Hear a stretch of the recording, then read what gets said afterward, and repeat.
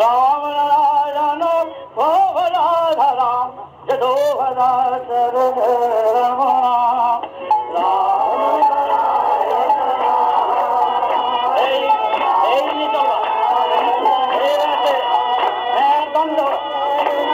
কথা বলবে রাম নারায়ণ রাম নারায়ণ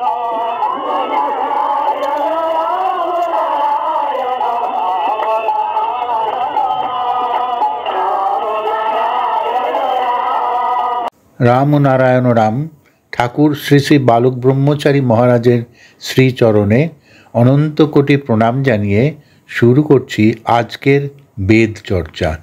বিষয় 1,00,000 বছরের কাজ 1 সেকেন্ডে হতে পারে। ঠাকুর বলছেন জপ 100 মাত্রা থেকে 1000 মাত্রা, প্রতিদিন এরূপ হতে হতে 100 মাত্রা আর 1000 মাত্রা বাপের বাড়ি শ্বশুর বাড়ি হয়ে যায়। 1000 মাত্রায় স্বাভাবিক মাত্রা হয়ে 100 মাত্রার ন্যায় দাঁড়ালো। এক এক প্রয়োজনের তাগিদে তাগিদে এক এক রকম চেহারা। মনের চাওয়াতে, মনের চিন্তাতে বক, সারস, জিরাফ ইত্যাদি। চাওয়া আর মনেতে এক হলেই সফলতা আসে।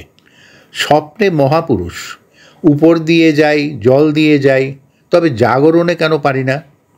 স্বপ্নে উড়ে যাওয়া মনকে জোর করে রেখে দিবি, তাহলে জাগরণেও সফল। এক মহাপুরুষ তার ভক্তকে বলল।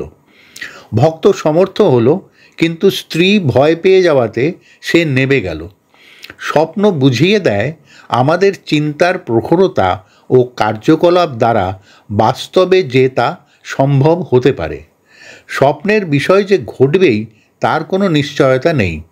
স্বপ্নে একজন জ্যোতি দেখত, সে জাগরণেও তা চিন্তা করে সেই জ্যোতি দেখল। স্বপ্নের পদ্ধতি মনে ছিল বলেই। স্বপ্নে ও জাগরণে যদি একই চিন্তায় মগ্ন থাকতে পারে, তবে 1,00,000 বছরের কাজ 1 সেকেন্ডে হতে পারে। 2000 বছর ধরে এক বাড়িতে গান হতো, সব মরে গেছে। যখনই গান হয় আশেপাশের সবাই গান ও সুর শুনতে পায়, কিন্তু লোক আর বের হয় না সে বাড়ি হতে। আশ্চর্য হয়ে খোঁজ করতে বার হলো। সেখানে একজন সমাধিস্থ ছিল। সে বলল, আমার সাধনা এখনও চলছে। সবাই জিজ্ঞেস করে, কি করে? দেখো, এই 2000 বছর সমানে গান হতে হতে সব ইট, চুন, বালি, গাঁথনি ইত্যাদি সেই সুরে সম্পূর্ণ হয়ে রয়েছে।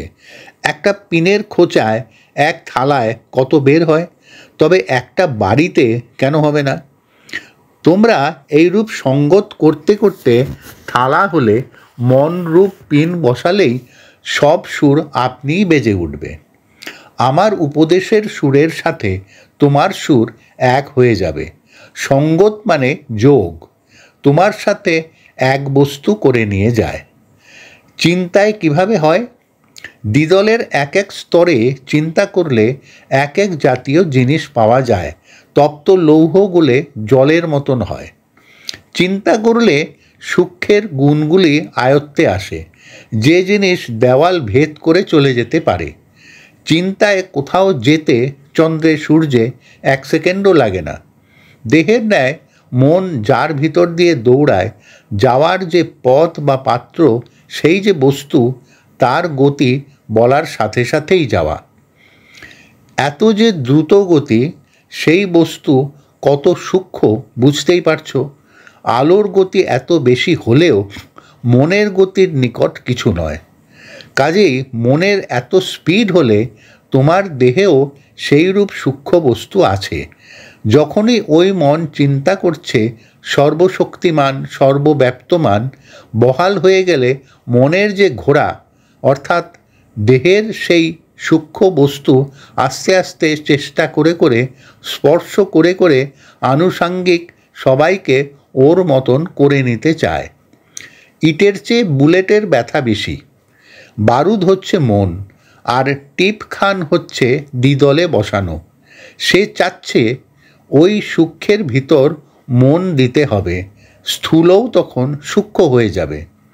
ওই জাতীয়তে পৌঁছেও আবার তুমি এখানকার অবস্থার কথাই মনে করবে, আজ নগদ কাল বাকির ন্যায়।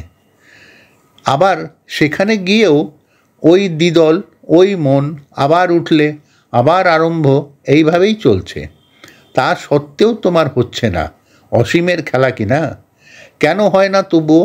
জিজ্ঞাসা করলে এখানকার মতোই আবার বলবে, তবে কি মুক্তি হবে না? মুক্তি তখন বাড়ির ছাগল হয়ে থাকবে। দেশ আবর্জনাময়।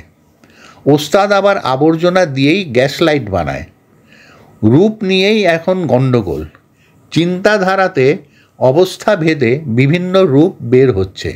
ছোটবেলায় আমার যখন 6.5-7 বছর বয়স, তুলসী পাতা চিন্তা করতে করতে তুলসী বন এসে হাজির। সেই রূপ গাধা, গন্ধরাজ ফুল, যা যা চিন্তা করতাম তাই হাজির হতো। ছেলেপিলেরা বলে কাঁঠালের গন্ধ চাই, তাই হলো। রোগী দুঃখী আসতে আরম্ভ করলো। হাত দেওয়াতেই রোগ চলে গেল। কেন গেল বুঝি নাই। কলম ছুঁড়ে ঠিক দোয়াতের মুখে ফেলি। পূর্ব দিকে স্কুলে সিট ছিল, মার খেয়ে পশ্চিম দিকে বসি। একদিন নামতা বলতে না পারার জন্য মাস্টারমশাই একজনকে নীল ডাউন করালেন। বলে দিলেন আগামীকাল অবশ্যই বলতে হবে। অন্যে শিখেছে যখন আমিও শিখেছি, এই ভেবে স্কুলে চললাম। পারলাম না। বেত পিঠে পরে পরে অবস্থা। বেতের মধ্যে দিলাম, বেতের মধ্যে দিলাম, দুবার বলাতে বেত আটকিয়ে গেল।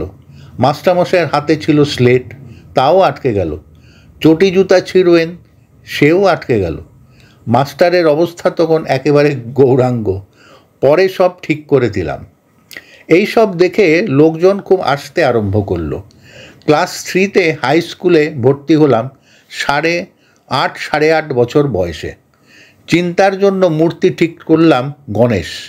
ওষুধের গুণে যদি রূপ হয়ে ওঠে ফটোতে, সেই রূপ চিন্তাতে আসল রূপ তৈরি হয়। অর্থাৎ যে মূর্তি চিন্তা করা যায় তাই দেখা যায়। চিন্তার সাথে সাথেই সৃষ্টি, এবং সৃষ্টি হচ্ছে পিতা পুত্রের সম্পর্ক। বাপ ছেলের নিকট হতে সৎ পরামর্শ চায়, ঠিক সেই রকম সেই সম্পর্কের ন্যায় এই ধারাই বয়ে চলেছে এই ধরাতে। গণেশের চিন্তা, নিজের চিন্তা করি, পরে দেখি আমার খেলাই আমি দেখি। বাচ্চা খায়, হাসে, খেলে, যেদিকে যাই আমারই রূপ খুঁজে পাই। কাজেই দেখা যাচ্ছে তুমি যার ভিতর যা খুঁজছ, তোমার ভিতর তাই দেখছ। অঙ্গ প্রত্যঙ্গ ইত্যাদি তুমি আবার জল, বাতাস, তাপ ইত্যাদিও। বাতাস ছাড়া চলতে পারো না। জল, বাতাস, তাপ সবই তোমার অঙ্গ। চিবিয়ে চিবিয়ে আমারে খাই, চিবিয়ে চিবিয়ে আমারে ফেলি। অভ্যাস হয়ে গেলে আর অসুবিধা হয় না। আনন্দে কোন দিক দিয়ে যে কার কি রূপ বের হয় তা বলা যায় না। যেমন ডোমের আনন্দ মরা দেখে। পরিবেষ্টনী হতেই অসম্ভব, অবাস্তব, আশ্চর্য, হতে পারে না ইত্যাদির উদ্ভব। চীন দেশে চীনা ভাষা শিখতে একজন চীনা সাধনা করছে, কিন্তু তুমি বাঙালি শুনে হাসছ। অন্তর্যামিত্ব, সর্বদর্শী, সর্বব্যাপ্তমান ইত্যাদির মর্ম যারা বোঝে না, তাদের কাছে এসব ঠাট্টা, উপহাস বিদ্রূপের ন্যায় লাগে। অন্য দেশের আবহাওয়ায়, অর্থাৎ অনিমা লঘিমার দেশে ইহাই স্বাভাবিক। সেই দেশের শিশু সেইভাবেই গড়ে উঠেছে। সব পারিব দেশ সেটা। পরদেশি ভাষা শিখতে গেলে দরকার এই সঙ্গত। বাঙালি তো ইংরেজি বলতে পারে গড়গড়িয়ে। সেই রকম সঙ্গত করলে সব স্বাভাবিক হয়ে যাবে, কোনো জিনিস অসম্ভব মনে হবে না। পার হয়ে এসো, আরেকটু এসো, আরেকটু পিছলিয়ে যেও না, তবেই সফলতা অনিবার্য। রামনারায়ণ রাম। পুস্তক সূত্র পরমার্থ। প্রিয় শ্রোতাবৃন্দ, আপনারা আপনাদের মতামত কমেন্ট করে জানাবেন এবং শেয়ার করে সবার মাঝে ঠাকুরের কথা ছড়িয়ে দেবেন এবং সাবস্ক্রাইব করে দেবেন, যাতে পরবর্তী অধ্যায়গুলো আপনাদের কাছে সহজেই পৌঁছে যায়। রামনারায়ণ রাম।